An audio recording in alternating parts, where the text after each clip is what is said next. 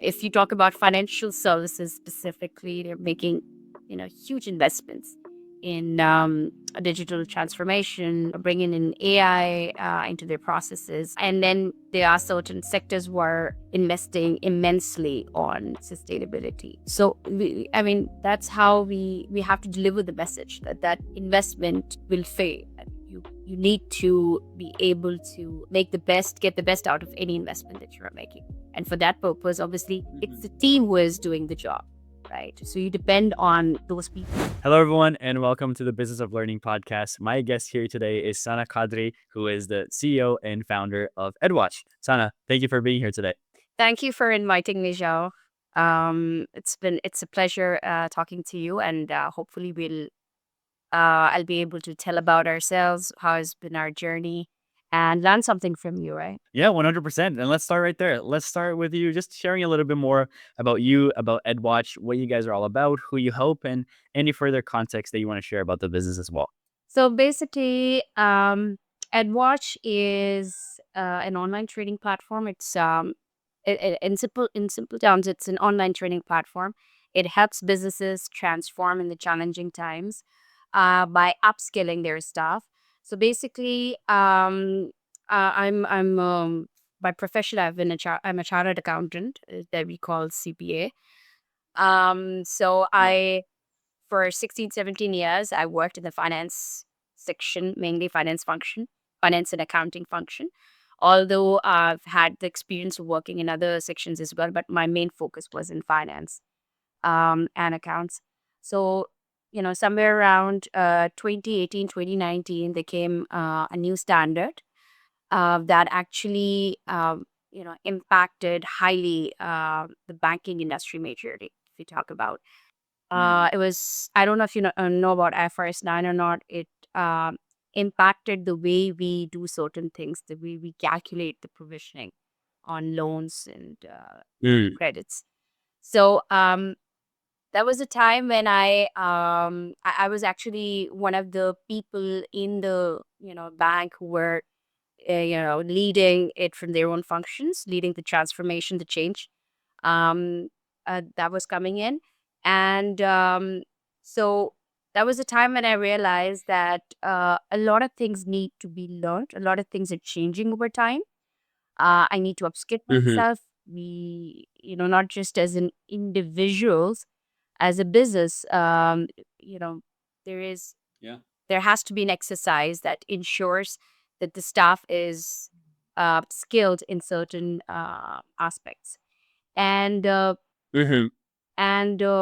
while I was leading that project, I realized that I actually reached out to a lot of online training platforms, in-person training platforms, and there were not many online opportunities for us to learn. And Mm-hmm. whatever the in-person were available, they were very restricted, not very customized for businesses. And at the Mm-hmm. same time, we were looking towards solutions which are offered by genuinely big four companies, big four firms, PwC, Deloitte, and the likes. And those were mostly around the services that they were giving. So they were offering a Mm-hmm. solution, and obviously they were giving, sort of standard trainings so that the people can use their services, so they can use their systems. Yeah. So yeah, so that was when I realized, there needs to be a platform that helps the businesses to stay in the business. I mean, to stay updated, to help them in transformation, and at the same time for the professionals to stay relevant. So Mm-hmm. after that time, obviously, during that time, I learned certain skills. I learned the standard things that were Sure. needed to be learned, including I learned a Python at that time, because we were Uh-huh. also working actively with different teams. So we were trying to figure out how systems need to work. We needed to develop a calculator. So the whole Yeah. story I've just told you is because to let you know that it was a need at the moment, And then over time, I realized that we need to build something on. And then I actually spoke with we initially started off with, free webinars, and, we were just talking to businesses, telling them stuff. And Yeah. I met my co-founder. He was actually my classmate while we were studying. So he encouraged me to, set up a company, and then, start, you know, giving these trainings that were otherwise not available. Yeah. Awesome. Very, very cool. And just for the clarity here on the back end for the final period on that story, which thank you for so much for sharing that. You mentioned that you started or you've been a CPA for a long, long time. So is the upskilling more in the accounting side of things at EdWatch? Is it in general upskilling in business? Talk to me a little bit more about that as well. So that's a very good question. Actually, it was not just about the accounting side of the things. It was not just about this accounting standards or accounting standards. Because we Hmm. were at that point we were representing the business, right? So it was from the business side, what the business needs. Now the businesses are transforming on the entire, all the fronts. It's not just one area. Let me Yeah, give you let me give you an example. If a sure. business needs to transform majorly to improve its customer experience, right? That's a Yeah. major deal that we are after. The business needs to transform to improve their customer experiences. The business need to transform um, to face the upcoming challenges that are related to climate change. If we talk about sustainability majorly, um, the transformation in terms of they need to improve their services, they need to incorporate more and more AI automation in the processes that they have in their business, in their operations. On the operational side, they need to. Can I just repeat the answer? Sorry, I think I've dragged it too much.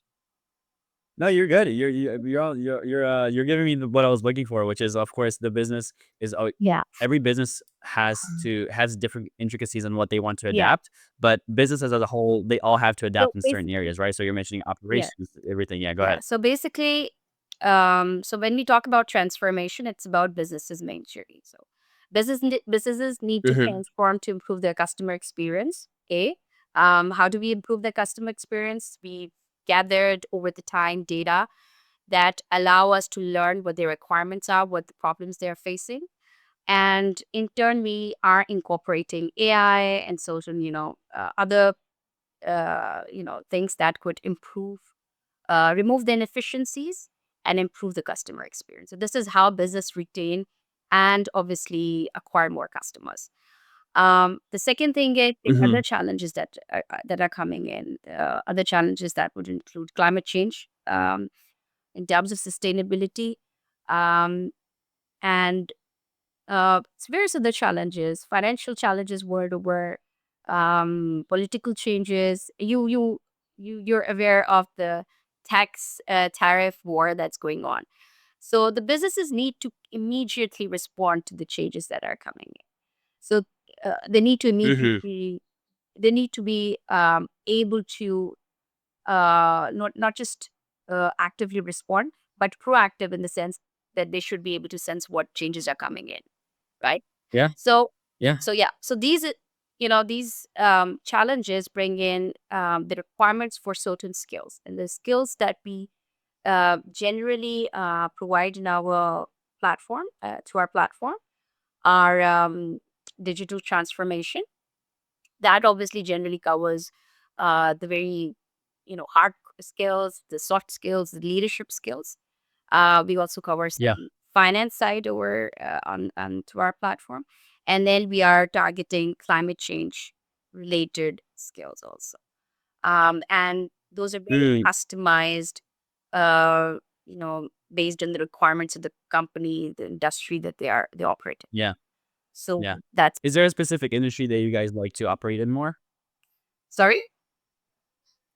Is there a specific industry in which you guys like to operate in more? So a specific, Yeah, maybe yeah. sustainability is one that Work you guys with really tackle, or any specific ones? yeah. So we've worked majorly with the banks. financial services in terms of digital transformation when we talk about hard skills. Um, and then we have worked with for climate change. We are working with a large number of uh, you know uh, it's not just one specific industry that we are serving. Yeah. It's I would say mostly related to energy sector um, and Got it. various other sectors. Yeah. Awesome. Cool. And then I'm wondering, as you're looking to, of course, keep the business growing, bringing on more clients, increasing and expanding the capacity of the impact that you're trying to achieve, what are some of the challenges that come in creating a lot of those opportunities, being able to acquire more clients, getting more conversations on board? What are some of the things that get in the way of those those opportunities coming along? That's also a very good question. So, uh, you know, there is I would say, um, the different, the challenges differ. They're no specific challenges that we always um, face. Um, so it depends on where you are, what industry you are targeting. Um, Mhm. Generally, I would say that the type of problem that we face with the customers is that they're not very upfront about their requirements. In some of the cases, if you talk about climate change specifically, they don't have enough understanding of what they want. They do have certain requirements to meet with, like it's coming through the government side mostly. So the government has Mhm. the region has its targets, the government has its targets, and then the individual industry has its targets, and then the company it comes down to the companies. So they do understand that they need to do something about it, but they don't have you know so much understanding of, or they may not have a clear strategy at the moment. But that's where where our expertise actually comes in. That's where we help them understand, uh, and they obviously learn more about us, understand that we have that in-depth knowledge, and we can maybe provide them Yeah, solution. for sure. So it's interesting. It sounds like the challenge is because they don't really because they're not fully educated, or there might be um some light ignorance, I'll use the word, on certain topics, not of for any fault of their own, but just from not understanding what happens on the back end or what's necessary. Then the challenge is educating them on what's actually necessary for their business. The Of course, it's always going to change depending on what type of business it is, but really just showing them the value that you guys are bringing through the education of what's important for them and the requirements that are needed in the back end. Is that right, or is that completely wrong? I won't say ignorance. I would say that I mean, obviously they need to upskill. From my point of view, they need to upskill their staff. They know that there are certain things that need to be changed. Uh, they need to change the way they work. But what exactly changes are needed? Uh, they need to understand Yeah. that out, and that's where we come in, and we involve our experts who can help them learn these Awesome. And skills. Yeah. what do you think are some of the biggest mistakes that companies that you work with make when they are trying to upskill their employees that doesn't allow them to do it the right way? Um, I would say, in terms of mistakes, uh, it would be related to what I've just told you about. I mean, Mm. they won't understand, and they may be reluctant to to go on a certain path. Maybe it's because they have a missing strategy. The strategy is not there. The organization is not in itself Mhm. there. But yeah, so they're not clear. And the other thing that businesses generally, the market that we are in, that generally doesn't do that, but it is still there. Mm. That they try to meet their budget, the trainings with the budgets, right?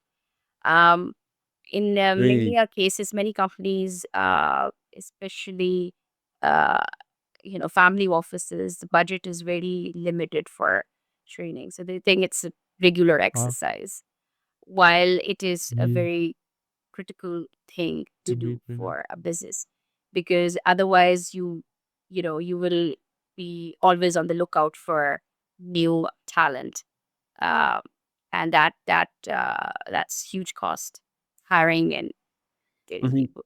Yeah.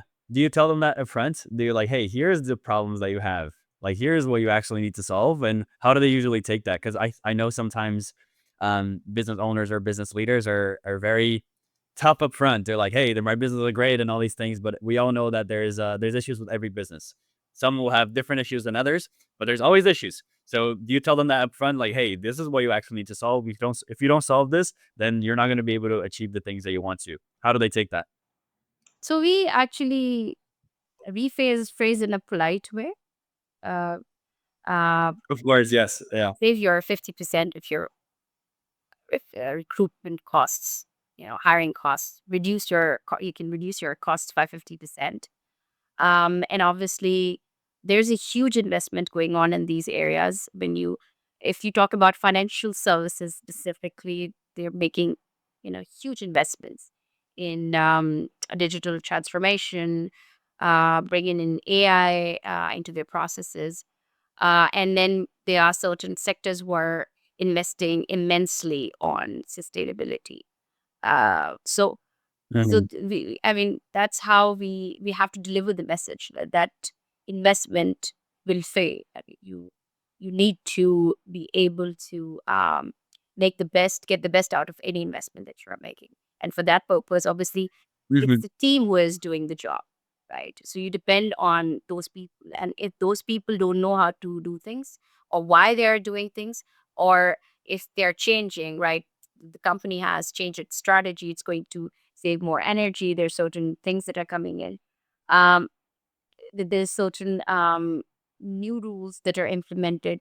If the employees are not aware of what those changes are, why these changes are coming in, if they're not aligned with the organization's objectives, um, mhm. they will not be able to do their best, right? So that's a very important area, and that's how we tell them. Awesome. Very, very cool. And a couple final questions here for you, Sana. One is I've been asking everybody on the podcast. So you'll also, I'll be asking the same question to you as well.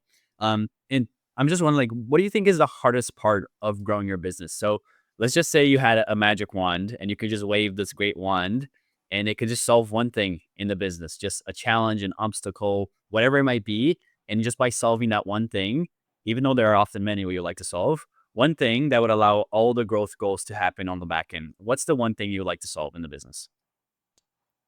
Um, for startups, I will talk on behalf of the startups, right? Because though we've developed, but we are still in the startup phase.